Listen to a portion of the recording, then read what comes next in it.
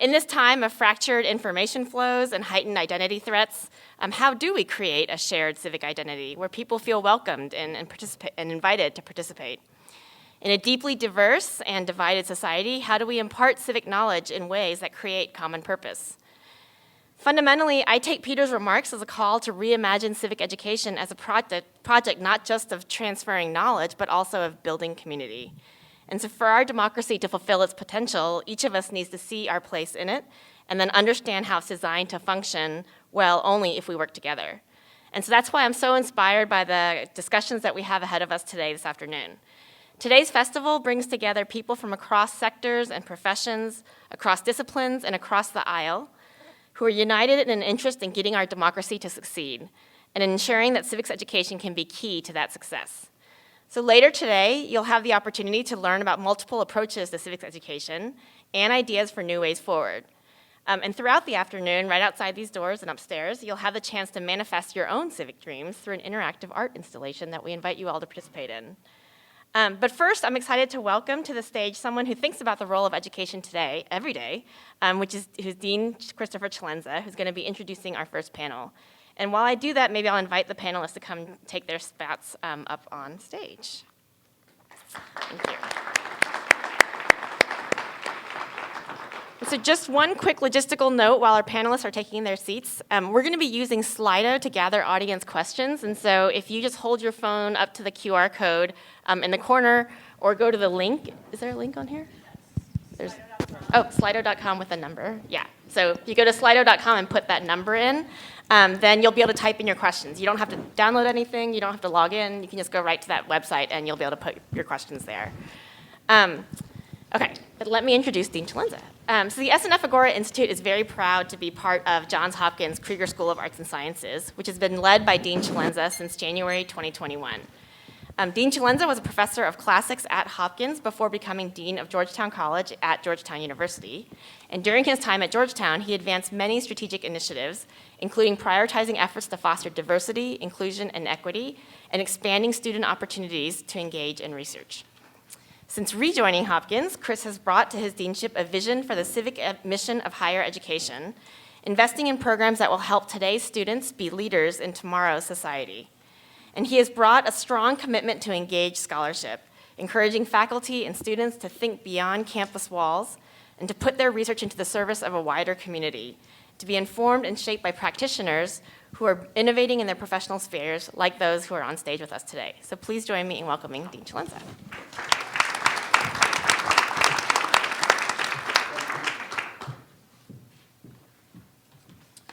Well, folks, thank you so much for being here. I'm so delighted to be with you. And just a tip to everybody for the future, don't come on after the bird guy, because this is a very hard act to follow. But I think we're also happy to be here with you. I'm so happy to represent the university and the School of Arts and Sciences today. Before I introduce our panelists, I just want to take a minute and just talk about how meaningful it is to be here.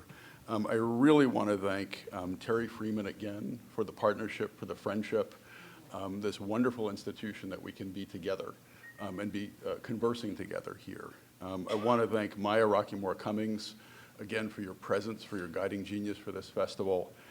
And I really want to thank the Niarchos Foundation for all you have done to make this wonderful Agora Institute come to life. So thank you very much. You know, as Hari said, I'm the Dean of the School of Arts and Sciences, and people often wonder, what are universities, how are they structured? So we're one of 9 schools at the university. We're the place that you think of when you probably think of most basic stuff at the university, from chemistry to biology, English literature to philosophy, history to sociology, and so on and so on. The arts and sciences, though, have an interesting history, and I won't go into all of them with you today, but I will say this, that when they came into being in their modern form in the early 19th century, even then, in Germany, where this movement was happening, there was a crisis of trust. There was a crisis in where do you find truth? And one of the answers, at that time anyway, became in universities in what was then called the philosophical faculty, which was their version of the arts and sciences. And the reason was that despite the differences among those disciplines, despite the different ways that, say, a chemist approaches the world, or a biologist approaches the world, or an English professor approaches the world, they were all looking for truth. That's what really mattered, was this search for truth. And so I think there's a legacy there that's very important and that we're very proud to carry on today. But I also think very powerfully, and I think after our colleague's presentation today, we can see even more so, we realize that that search for truth doesn't always connect to the world outside the university in ways that are legible and meaningful to communities. And so that's why I'm very, very proud that one part of our four-part strategic plan in our School of Arts and Sciences is called Public Voices, so that we can make that knowledge available to the world and so that we can engage in fruitful and productive conversations. The way I think about it is we need to start, it's almost like concentric circles. We have to start closest to home in the city of Baltimore, where we are and where we are citizens and where we have to always strive to do better as fellow citizens, and then we can move outward to the world. And as we're doing that, we're going to have discussions like the one we're about to have today. Where should civics education occur? So without further ado, I just want to introduce the panelists. Now, I think I have them in alphabetical order, so I'll ask them to just raise their hands when I say their name. First, I'm going to introduce Ashley Rogers-Berner. She is the director of the Johns Hopkins Institute for Education Policy and an associate professor of education. She previously served as the deputy director of the City University of New York Institute for Education Policy and as an administrator at the Institute for Advanced Studies in Culture at the University of Virginia. She's the author of No One Way to School: Pluralism and American Public Education, and also of the forthcoming book, Educational Pluralism and American Democracy: Exposure versus Indoctrination. Welcome.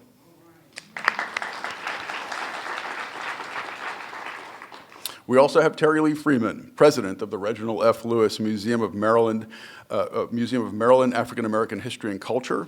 In 2020, she was appointed the 7th executive director of the museum, which is the state's largest museum devoted to African American history. She was appointed president last year and provides strategic leadership in furthering the museum's mission as an educational cultural institution. Prior to appointment here, she was president of the National Civil Rights Movement in Memphis, Tennessee. Welcome. Not that you need it too much. So. Next up, we'll introduce Sarah Godlewski, the Secretary of State of Wisconsin. A fifth-generation Wisconsinite from Eau Claire, she is a pragmatic leader with an impressive career in both government and business. She was appointed by Governor Tony Evers as Wisconsin's 29th Secretary of State. She made history by becoming the third woman to hold the position. Before becoming Secretary of State, she successfully led a bipartisan coalition to save the state treasurer's office after politicians tried to remove the entire office through a ballot initiative. Welcome.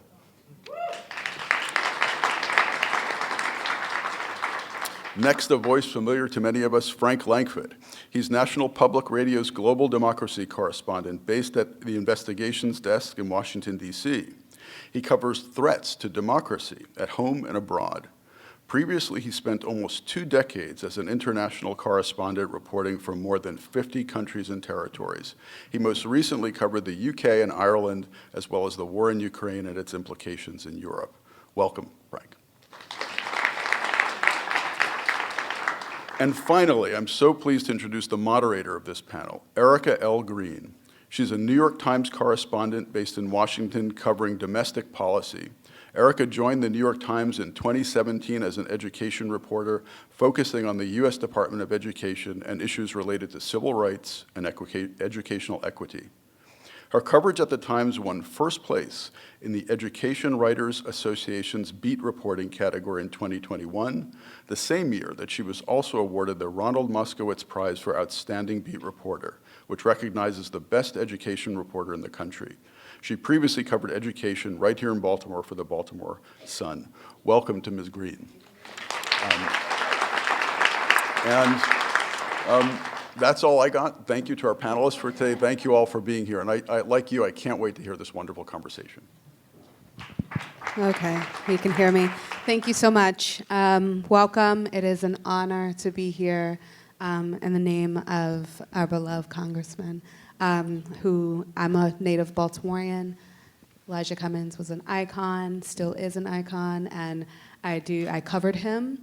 And you know, when I went to the Times, he would ask when I was going to cover Congress, and I said, never will I ever cover politics. Never will I ever cover politics, and he would be tickled that I am now covering the White House. How that happened, we don't know, but but it is an honor to be here, especially in his name. And I look forward to this conversation. I'm not going to take up too much time because we have to get rolling. And what we're going to do is we're going to start with opening remarks where our panelists will kick us off with some of their thoughts, and then we'll jump right into the discussion. Sound good? I'm a pretty loose moderator. I'm not very rigid. Let's have a conversation today. So we will start with you, Ashley. Well, thank you so much. Is my microphone on? Oh, good. So it is a joy to be here. I'm really pleased and honored by the invitation from the SNF Agora Foundation, and thank you for having us in your house. This is a wonderful house. Thank you for everyone who's here. So I'd like to start off by talking about what we mean when we say civic education. If we begin with the end in mind, think about what does it mean to be a well-educated, prepared, engaged citizen. And there are a lot of ways to think about this, but political theorists tend to look at 4 indicators of sort of successful civic formation. Number 1, political knowledge. I'm gonna list these, unpack them a little, and then make 2 general comments. Number 1, political knowledge. Number 2, political skills. Number 3, the habit of community involvement. And number 4, the habit of civil tolerance. So I'm just gonna briefly unpack a little bit. Political knowledge. Do you have the knowledge to make good judgments and decisions about the world, about your voting, about your engagement? I want to note that political knowledge is capacious. It includes more than just knowing the 3 branches of American government. It includes knowing about other forms of government, how they're justified, the pros and cons, where the Persian Gulf is, where South Africa is exactly, all of the things, what Muslims believe, what Hindus believe, all of these pieces of knowledge we need to carry around in our back pocket at the ready. Number 2, political skills. It's very hard to exercise citizenship if you can't interpret a graph on voting habits or inflation. If you can't write a letter to your congressperson. So political skills, number 2. Number 3, the habit of engagement, community involvement. This is not just voting. It's, I think, what Peter was talking about, belonging. And I think about Rabbi Jonathan Sacks, who's one of the great modern heroes. One of his books, The Home We Build Together, is about building those bridges in concrete terms. And lastly, the habit of civil tolerance. Civil tolerance does not mean you're indifferent or apathetic. It is rather the capacity to hold a strong belief and disagree with someone else with respect. Now, what I want to say about these 4 things very briefly is, number 1, they are learned behaviors, right? Bill Galston, who's at the Brookings Institute, said in his book, Anti-Pluralism, these are learned behaviors. We're not born. We don't spring from our mother's wombs knowing how to tolerate difference, how to appreciate nuance in a debate. These are learned. So the second point I would make is, where can we learn them? You will hear from many, many places. We're experiencing many places. All of our institutions, from the family to the schoolhouse to the museums to civil society organizations, I really want to emphasize civil society organizations. These are all locations where we can and should be learning all of these skills and capacities. I'm lucky enough to work at an institute where I get to focus on civic education, civic skills, civil tolerance, but it should be happening everywhere. Thank you.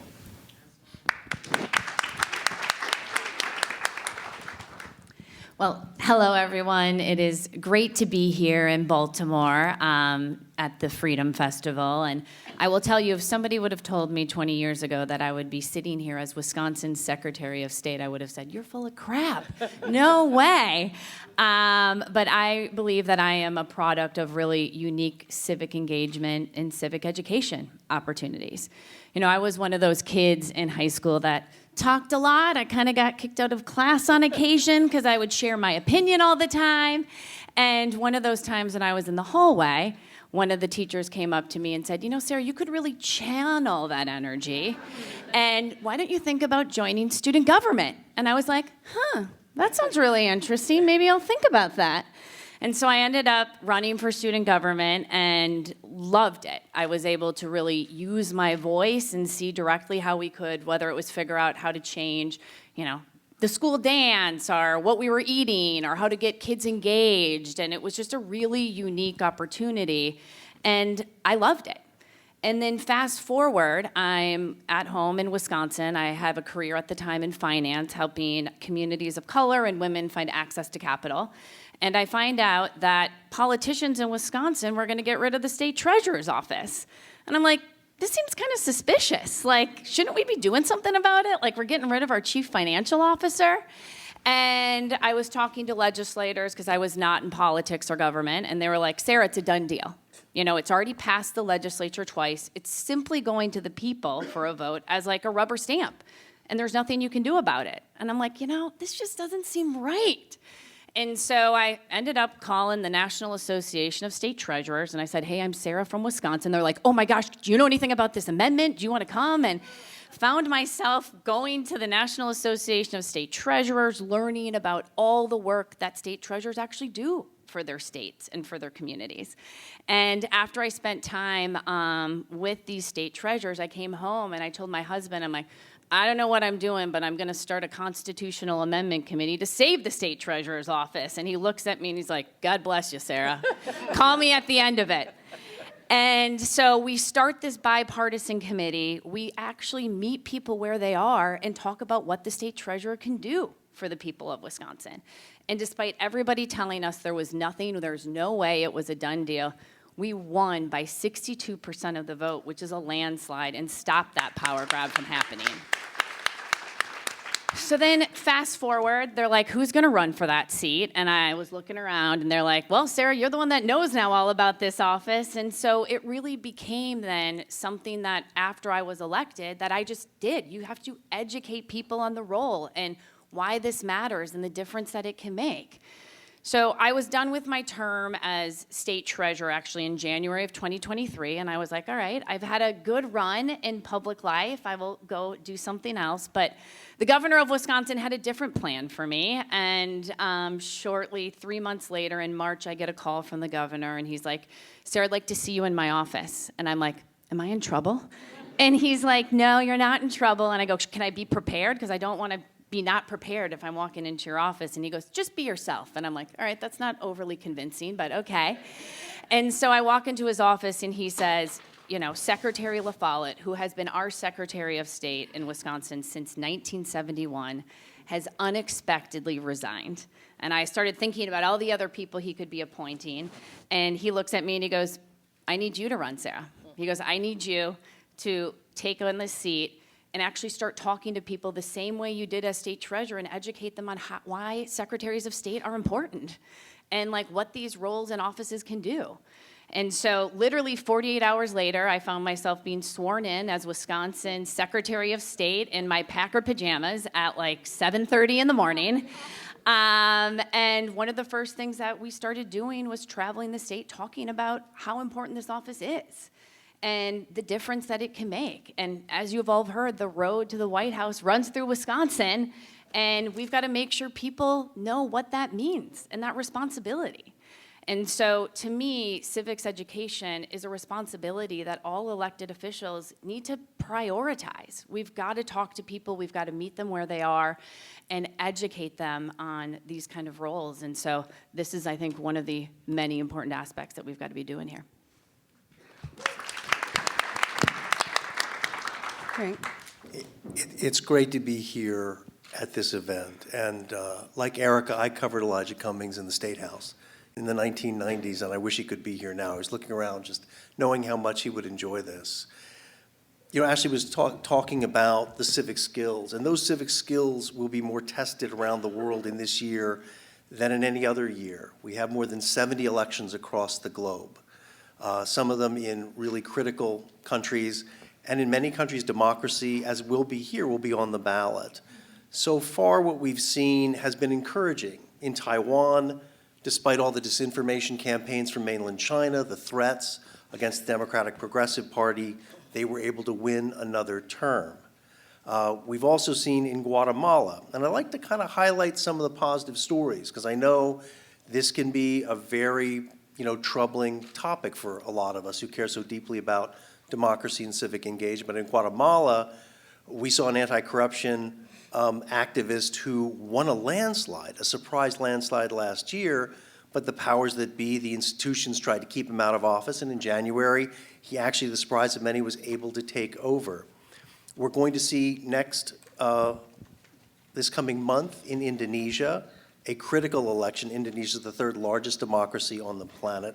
I first covered Indonesia back in 1998 when Suharto, the last dictator of Indonesia, was overthrown. And Indonesia's been a positive story since then, despite the corruption. But we now have the son of the president who is running for vice president, and he was able to do that because his uncle on the high court was able to change the rules so that he could run. And there's a real concern in Indonesia that we could see the beginnings of a dynasty there. The other thing I wanted to talk about a little bit today, because Eric and I both were journalists, and the importance of fact-based journalism in civic education. I started off in the mid-1980s, and my first jobs were about as unglamorous as one could imagine. I covered planning boards, zoning boards, county councils, and I was so bored. But I now realize how incredibly important that work is, because civic engagement really starts at the local level. What are the local issues you care about that you really connect with? And without that kind of coverage, population can't know. Many of the jobs I had early on in my career are no longer in existence because of the digital revolution, which has demolished the business models of many of the companies I worked with, companies that Eric and I worked for, here, the Baltimore Sun. And that's incredibly important to have that sort of information for people.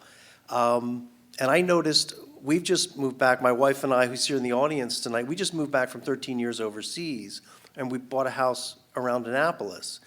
And I'm actually really interested in what's going on in Anne Arundel County. But now it's hard for me to find that.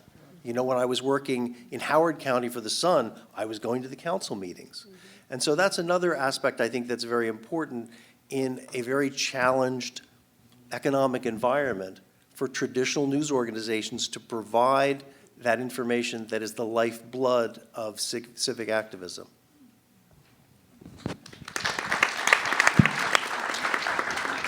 Well, hi, everyone. I want to tell you a story regarding how I come to this topic of civic engagement, civic education.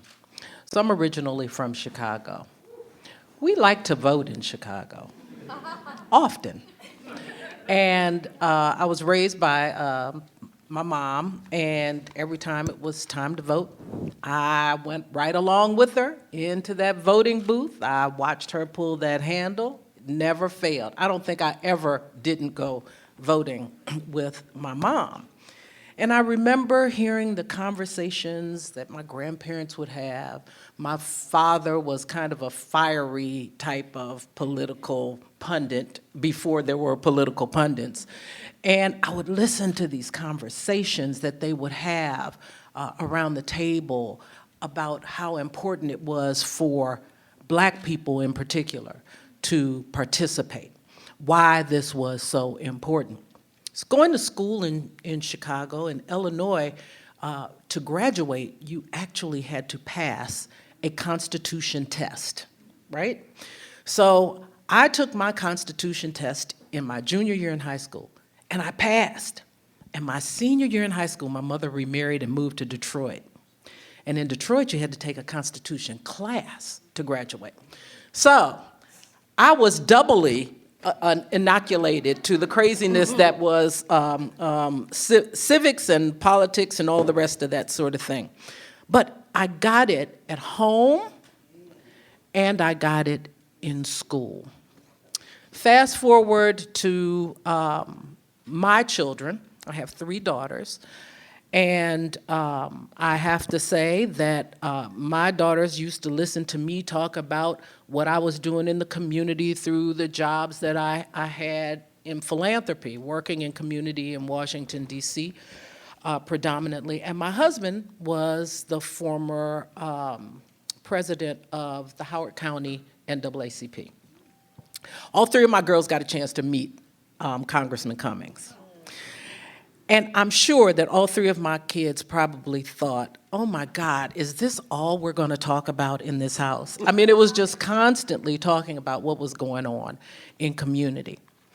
I give this perspective because there is this element that is so critically important to our children understanding what civic education is, what civic engagement is, particularly since I doubt that in Chicago you have to take a Constitution test any longer, and I doubt in Detroit if you have to even pass a Constitution class. But for them to hear from the people that they trust the most what it means to be civically engaged in community. And so when I came to this conversation about civic engagement, I was always thinking predominantly about voting and my responsibility as a voter.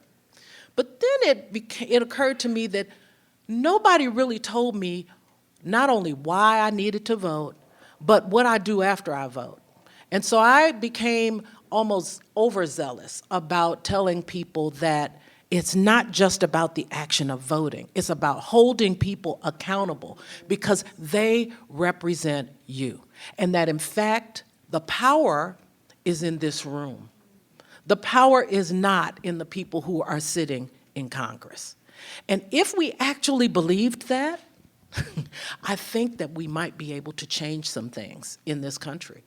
Because we have to not allow them to not represent our interests, period. And so that's the way I come to this whole conversation about civic education, civic engagement. It's about accountability. It is about holding those people who are elected in office accountable. It is also about being civil in our holding people accountable. We don't just have we shouldn't, let me put it that way, be able to just say whatever comes off the top of our head. And some people who do that are truly losing a part of their mind when they do that. So I think when we think about civic education, civic engagement, it's beyond what we tell young people about voting, but what they do after voting, and in fact, how they operate in that process. Okay, you kind of inspired me to use 2 of my minutes. I just want to say, covering education and you sparked this for me, and it is related to the congressman. I covered the riots in 2015 in Baltimore after the murder of Freddie Gray. I co-authored a book with the now governor more about it, and I will never forget being outside of Mondawmin. And when the rocks started, if you all were here, I assume most of you were, okay? When the rocks started flying and Frederick Douglass High School emptied, and I just stood in the middle of a battle between police officers and young people in Baltimore City, and we associate, this was before the Floyd protests, but it was really striking to me that was their form of protest and engagement. And one of the people who really understood that, and whether you agreed with it or not, this was 2015, so the tide had really changed about the value of protesting and the value of marching and however the protest went. By the time we got to I think the George Floyd protest, it was much more appreciated and supported than it was in 2015. The young people were criticized heavily for how they conducted themselves, except by a few leaders, and one of them was the congressman, who I talked to outside of Frederick Douglass the day that the students went back. And he was just so despondent about how it had gotten to that point, and he just said, he looked at me, and I shared this when he passed away. I was the education reporter for the Sun at the time, so when I heard that Frederick Douglass was walking out early, I moseyed on over to Mondawmin. And we were having a conversation, and he's like, he was just like, they're so angry. We have to figure out why they're so angry. And everyone else had condemned the fire. I mean, the fires weren't great.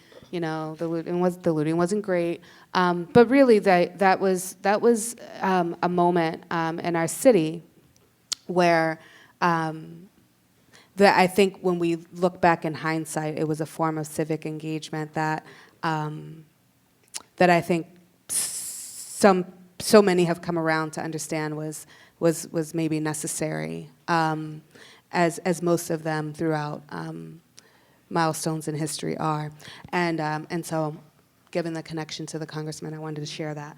As an education reporter, I am I guess I'm always an education reporter. I'm just doing another job right now, but I've learned a lot, and it's moderating this panel at a time when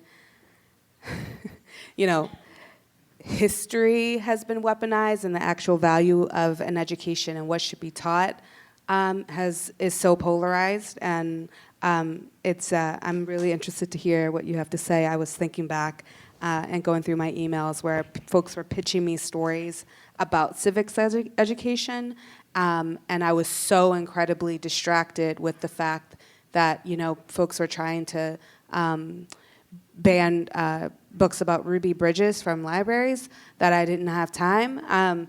So I want to kick off. We're talking about civic education. It has become effectively non-existent, at least in schools. And I would love for you to just tell us what happened. When did the erosion of civic education happen? Let's start there. Okay, so I would say the first move away from robust civic education actually happened in the late 19th and early 20th century.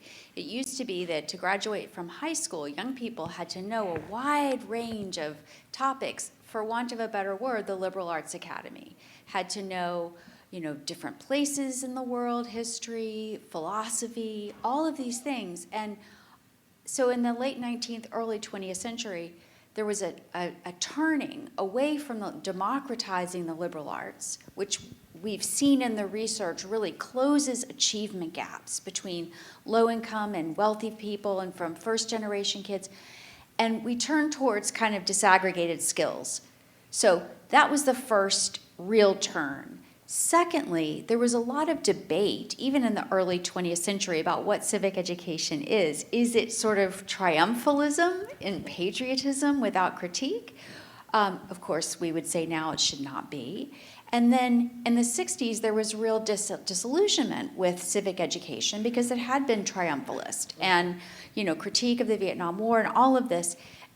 Those were two sort of intellectual currents in history that helped us pull back, sadly, from meaningful civic education. But then I would say there are all kinds of other factors. Number one, the narrowing of what was tested in schools. We do know that teachers are, particularly elementary school, under a lot of pressure to prepare their kids for math and English language arts. At the same time, we've seen in the data that when kids have more time with social studies, they actually do better with reading. It's called background knowledge, and it kind of gets back to the earlier point about the liberal arts.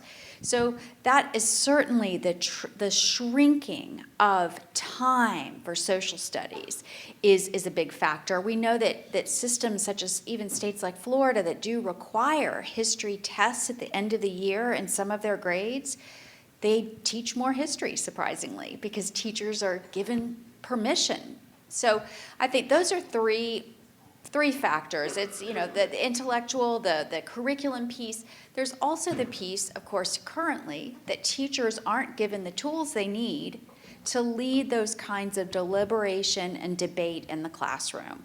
There's ample evidence that when young people have routine engagement with multiple perspectives, and they can create some emotional distance between the issue and themselves, so it's not just personal opinion, that has a long-term positive impact on civil tolerance. As a matter of fact, most democracies use something called the International Civics and Citizenship Education Survey to routinely get a feel for this. Our country hasn't participated in that since 1999. Kelly Siegel-Steckler, who's in the audience, is one of my former PhD students, and she and I created a school culture survey that actually has some of those ICCS measures in it. So there are a lot of factors. I am actually optimistic myself about where we're headed, so I should probably stop, and I'll return to that later. And Secretary, can you talk to us about how you're engaging young people who, I mean, in your state around civics and engagement, and I know that you're doing some work there, and what you're finding the disconnects are, and where you're having to fill the gaps?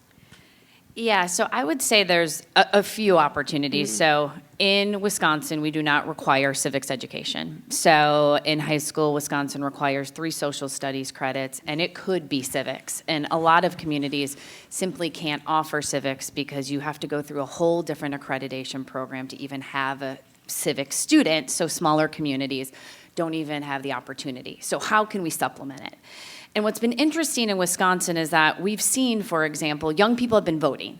They've been voting in really impressive numbers. In 2022, we had record turnout, and even in our 2023 election, so we had a spring election for our Supreme Court, and we vote our Supreme Court justices, and whoever won that election, it was going to be the control of the court. So it was a very big election. And we saw record-breaking young people turnout in spring, which we would never see before. Typically in these wards, we would have like 40 students turn out, and this year, in 2023, we saw 400.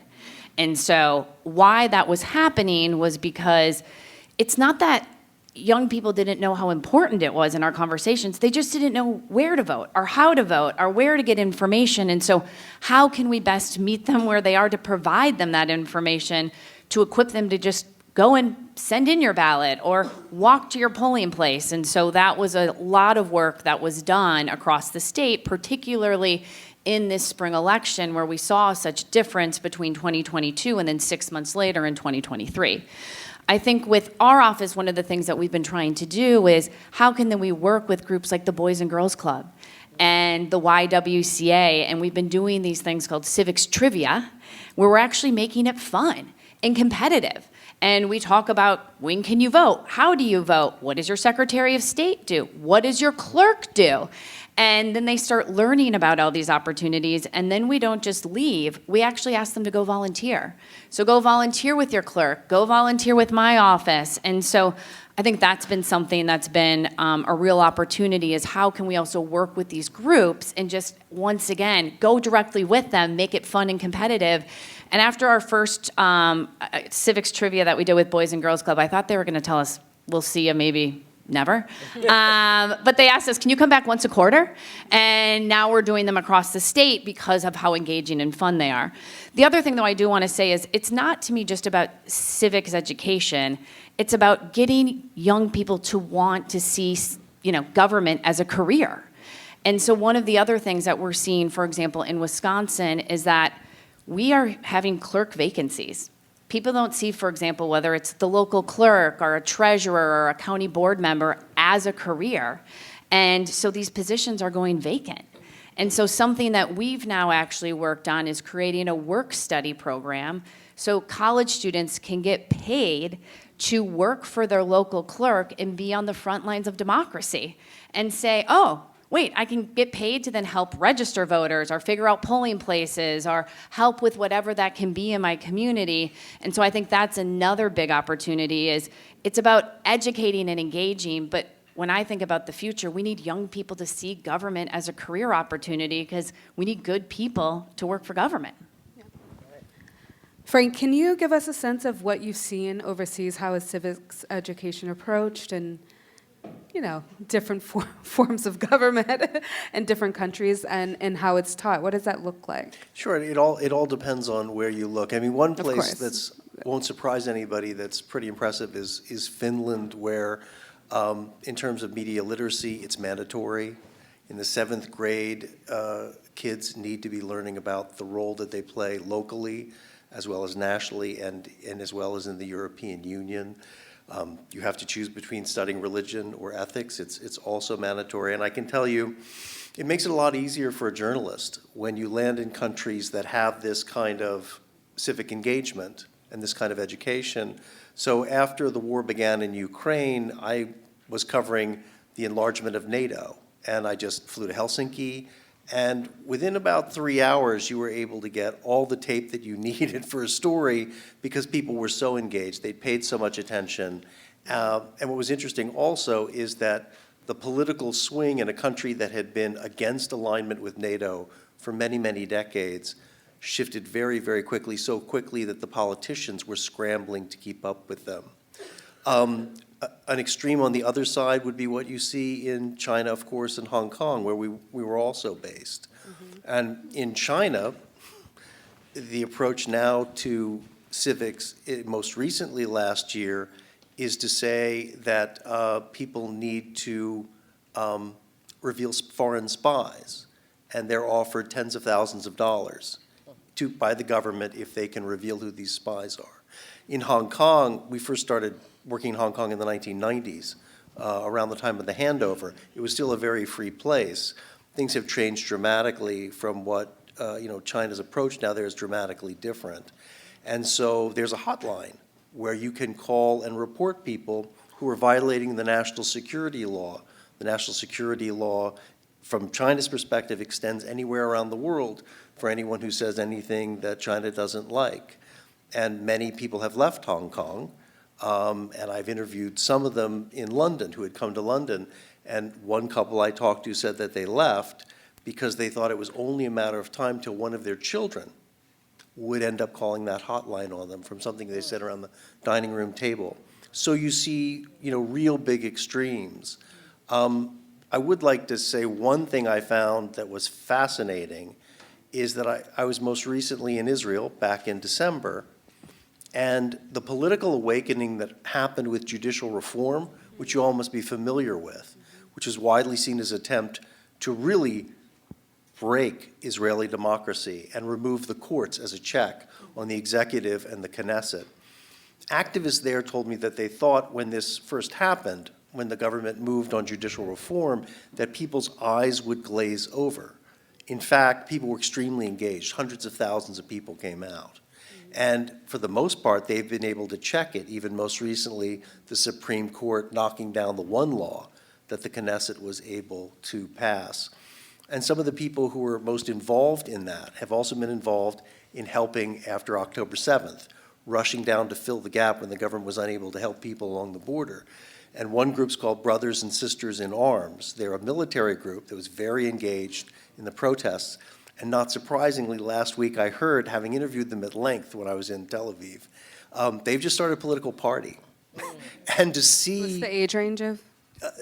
All kinds of ages. Okay. I mean, some of them are much older. Some would be 40s and 50s, a lot of them in the tech sector, but also a lot of younger people. And what was interesting there is, a great example in Israel is if people try to attack democracy, they end up actually, in this case, creating a political party that will oppose Likud and the right wing in the next election, whenever that is. Thank you. It's fascinating. Ms. Terry, museums are like one of the last bastions of civic engagement, especially when it comes to historic preservation. Can you talk about how your mission has evolved over even this brief time where we're seeing an attempt to revise and rewrite history and, in conjunction with the rolling back of civil rights? Sure. So in addition, I would say to museums, you have to put libraries in there because libraries and museums are kind of partners in good crime. Yeah. Good in ensuring that people do have the ability to be in public spaces and hear debate and dialogue and conversation. I actually believe that for you to be able to understand civics, you have to understand history, right?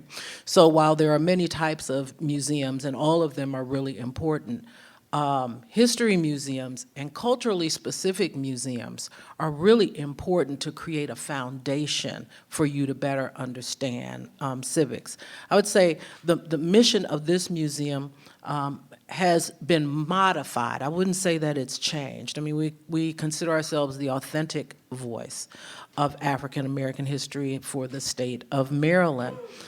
What we have modified is simply to say that it is not just our role to provide that history, but also to challenge you in better understanding that history through programs, through opportunities to listen, for opportunities to learn. So it's not just about, and I think all museums have really done this, it's not just about looking at what's on the walls, reading what's on the walls, looking at the artifacts, looking at, unfortunately, child-sized shackles in the museum, but it's to understand what was behind the child-sized shackles and what are the shackles that we're putting on children today. So for me, it's always about relating history to the present. That's the only way I'm going to get young people to be engaged in this. I can't just talk about what happened 50 years ago, which we think is, current history, is ancient history to them. I mean, there have been surveys done that many young people do not know who Martin Luther King is. That's so okay? true. And we think everybody knows who he is. There are many kids that don't. So I cannot engage young people in this history unless I can make it relevant to them and help them understand. So this is my last thing. We were talking today about the fact that, okay, election year, you got to start talking about voting, you got to start registering people. Okay, we're going to do that. But then I said, well, maybe our talking about voting should not be from the perspective of me, a 63-year-old woman or a 50-year-old person, but that we need to get young voters in the room. And maybe we need to have some young people in the room who aren't voting and have that conversation so that people can understand why some young people are not. I mean, let's face it, folks, this is not the most exciting election that we're ever going to have. It may be the most important, though. It may be the most important. And so doing things from that perspective and being able to do them in the museum setting, in a setting that is trusted by most people as an honest and authentic voice. I said museums as the last just because, no one's asking museums to take stuff off of their walls or off their shelves yet. So they've come for the libraries already, and they are fighting back mightily. Yes, it is an election year. Democracy is fragile, and it is on the ballot, as Frank said. So, Secretary, you've been on the front lines of combating the threats to democracy in Wisconsin, and I was hoping you could talk a bit about that and what that has shown you about where we are in this moment and just how fragile democracy is. Well, in Wisconsin, we literally win elections by one vote per ward. That's it. We win by less than 20,000 votes, and that has happened for the last 10 elections. So we just had a poll yesterday, and literally it's a toss-up between Donald Trump and Joe Biden in the state of Wisconsin right now. And so for me in this role, I feel incredibly lucky to live in America, to live in Wisconsin where we have a government for the people, by the people. It is very clear to me in my role that we can't take anything for granted. And I'll just use my transition as an example. I was, when I stepped into this role 10 months ago, I traveled the state, like 72 counties, meeting people, listening about what they wanted to see and what was important to them. And something that kept coming up over and over again is they were worried about our democracy. We are seeing our elections officials being attacked. We are still dealing with fraudulent electors from 2020. And we are gerrymandered, and so it's something that came up over and over again. And so when I, for example, said that one of the pillars for this office is going to be to defend and strengthen democracy, I got attacked because they wanted me to not talk about it because they're better if you just look the other way. And so it was for me a very aha moment because I was seeing what these other 1,700 clerks in Wisconsin are dealing with day in and day out when they're using their voice to try to, fight to make sure everybody can have a voice. And so some of the things that we've been doing is, for example, one of them is we've got to deal with the fake electors still in Wisconsin from 2020. Like when my office gets fraudulent documents trying to overturn the will of the people, I think there needs to be accountability. And one of them is actually serves on our election commission. So we right now have a 3-3 election commission. We have 3 Democrats and 3 Republicans. And one of them literally put personal preference above the will of the people in Wisconsin. And they're now calling balls and strikes. And so we have started a campaign to say, because people just don't know. Like when we started this, they're like, we had no idea that there was somebody doing that in our elections. And so I think this is how we know how fragile it is, and we've got to do everything we can to give our election officials the resources they need, our communities the support, and quite frankly, educate folks too on where they're getting their information and what's truthful. Because I think that's something else that we are seeing firsthand. We're getting some questions in, and we'll go to those. Let's just go to those now. I'd rather you all ask questions than me, so I can get through them.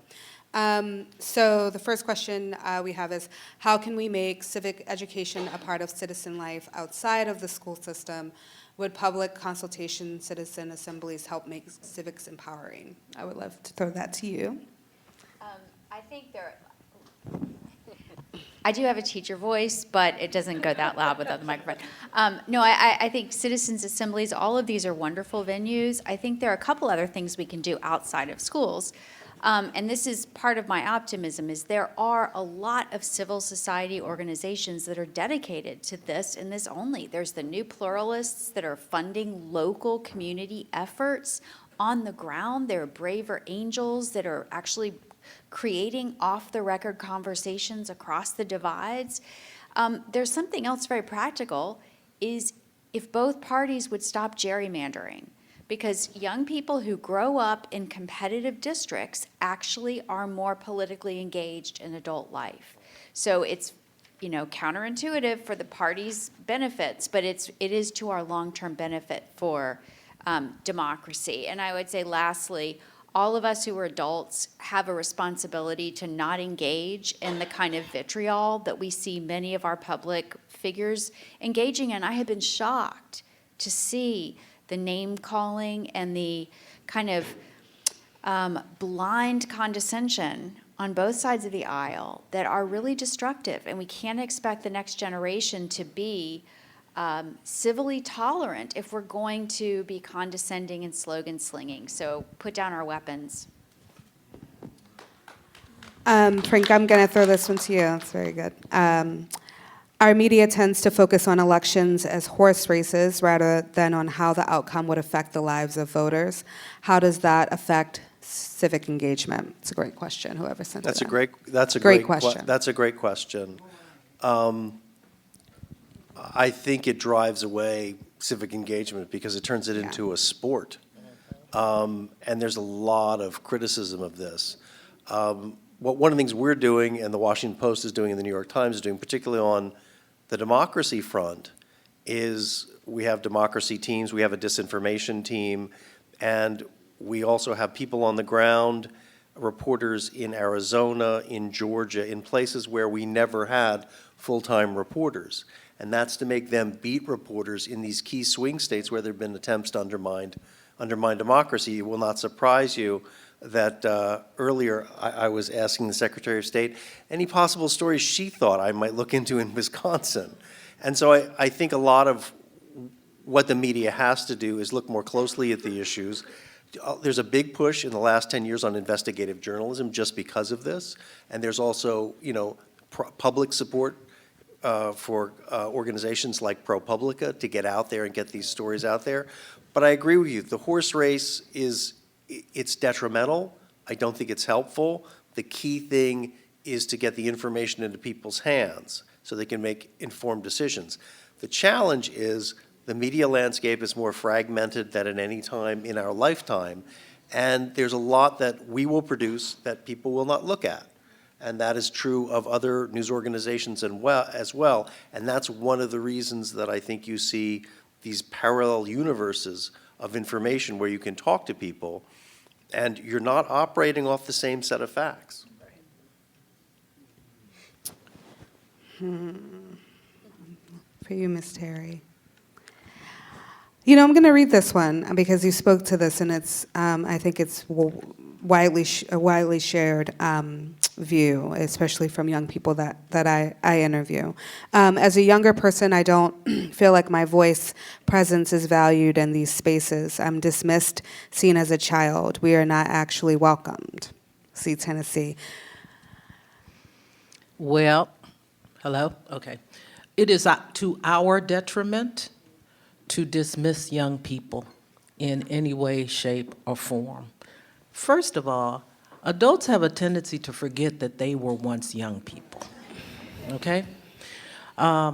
If, in fact, you want people to go into public service or politics or whatever we want to call it, government, as careers, we can't dismiss those voices. I think it's really important that young people stand up and state that they have an opinion and they have a right to express their opinion.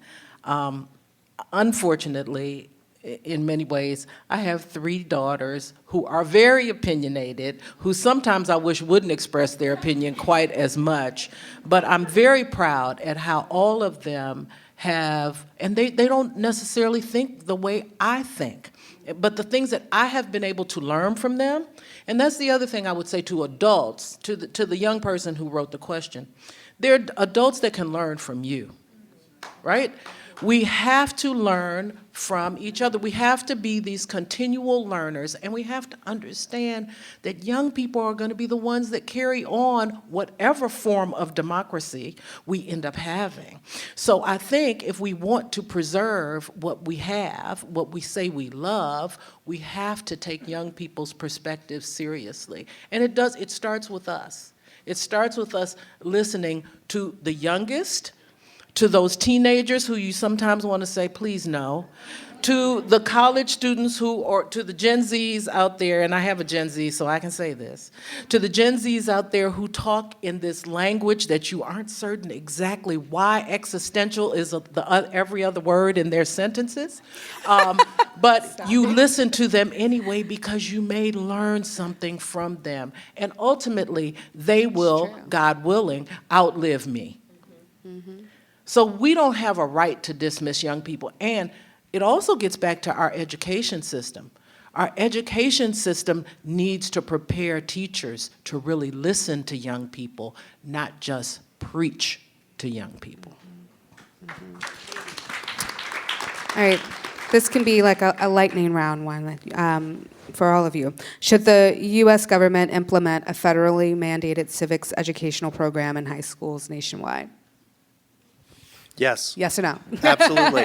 Federal- I don't know what they're going to be, and I'm far from the expert here, but having been away from the country for so long, I think absolutely it's really important. Now, how you get an agreement in such a polarized country on what that civics course would look like, I will leave to my far more knowledgeable colleague And to how the you right. mandate it is also a little tricky, but Yeah, I'm not sure the Constitution would allow No. the federal government to make that, but there has been, huge federal initiatives. Last year, there was a bipartisan bill that put a lot of federal funds behind civic education, which is wonderful. And I do think, yes, there's a role, but it couldn't be mandated. okay. Should every state mandate that their Yes. schools teach Yes. teach civics Yes. education and make it a high school requirement for graduation? Yes. Okay. Yes. We're going to tweak that question a little bit, Michael. What would you say is the connection between civics education and later civic engagement habits, especially voting? I guess a lot of it is the politically competitive districts is one clear. The other, I think, is the political knowledge, the acquisition. There's a huge amount of research showing that the actual attainment of certain knowledge helps. But I would say the most important one is this sober, non-emotional deliberation and debate in the classroom. That's really hard work, and teachers need support. But that has 40 years of empirical verification behind it. So helping and encouraging our teachers and helping our parents understand that exposure is not indoctrination, that being exposed to different viewpoints is really important, even if it's uncomfortable. This is part of being an educated citizen. I like this one. Do panelists think there is a concerted effort to dumb down our population? Absolutely. I mean, look at, social media. Let's take X or Twitter or whatever it's called. I don't participate.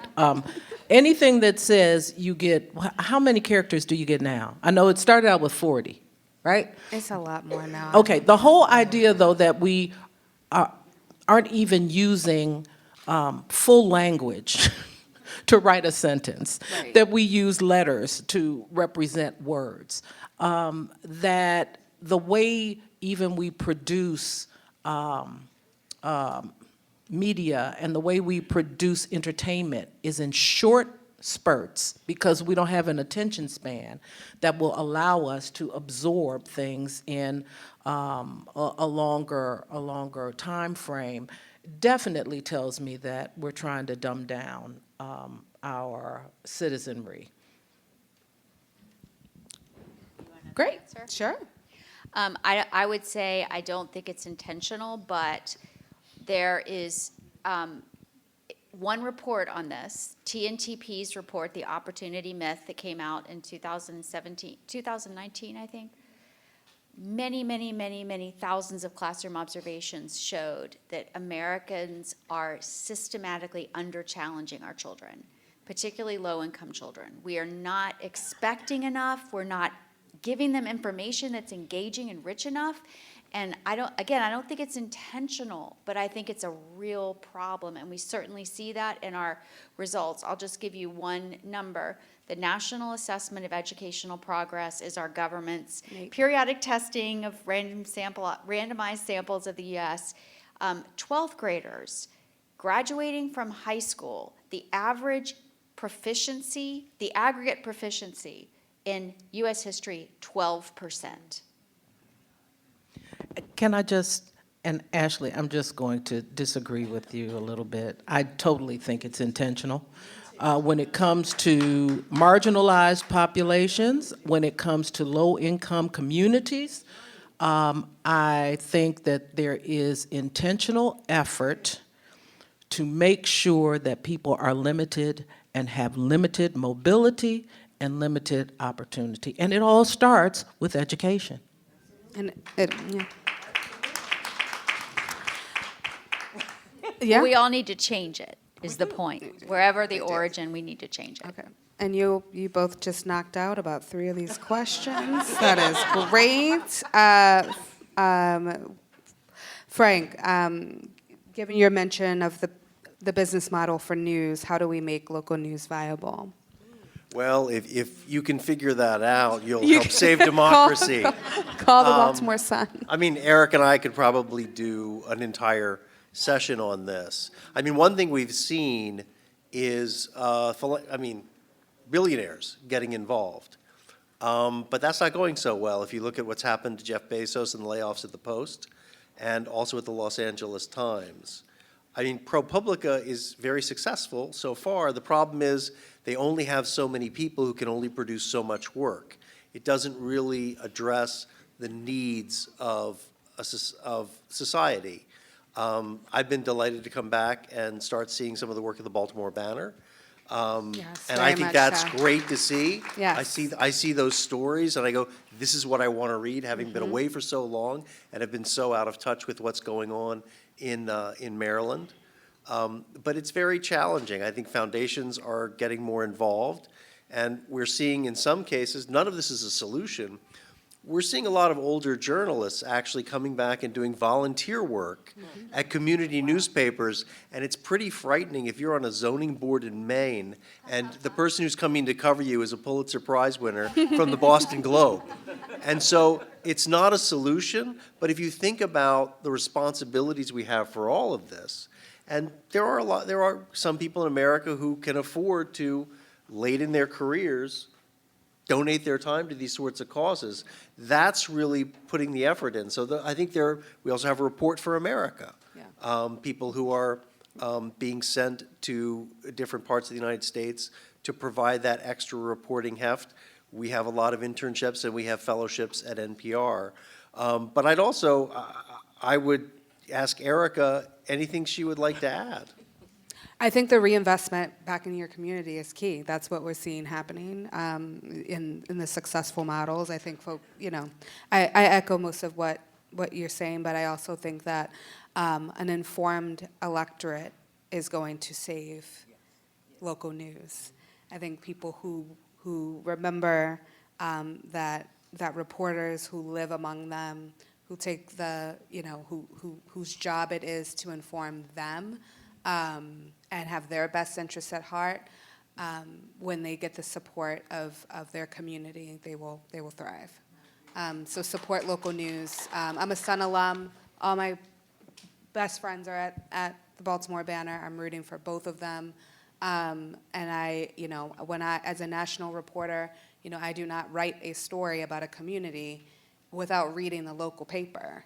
I did not parachute into any school district in the country without reading the coverage of that reporter and reaching out to them to make sure that I understood the lay of the land. And I secretly subscribe to several local newspapers at the New York Times' expense, so that I could stay informed about the country. So I think it's just, again, the reinvestment into your local news options that has to come from, yes, the businessman who has loved the paper his whole life, but also has to come from the community. So I think we're at time. Thank you all so very much. This was so great.